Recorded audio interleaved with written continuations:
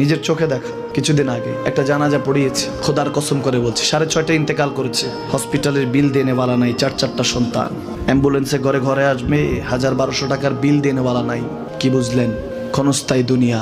মমিনের কম থাকলেও আমি বলি, কেউ যদি এসে বলে হুজুর একটু দোয়া করেন, খুব পেরেশানিতে আছি, আমি তার হাত চুমু খেয়ে বলি তোমাকে মোবারকবাদ, আল্লাহ তোমাকে ভালোবাসে। পেরেশানি তো মালিক দেয়, এই জন্য এটা রহমত মমিনের জন্য। পেরেশানি দেয় যখন ফেরেশতারা বলে আল্লাহ চাইতেছে টাকা পয়সা চাইতেছে, বলে এটা কি? বলে ফাসেক, দে বিদায় কর। তার চাওয়া চাই বিরক্ত লাগে, বিদায় কর, কি লাগে দে।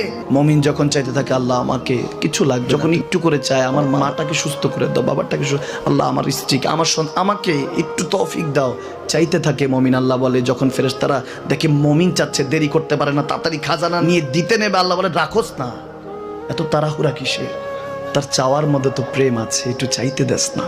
থাকুক না মমিন আর একটু পেরেশান, থাকুক না, থাকতে দেস না।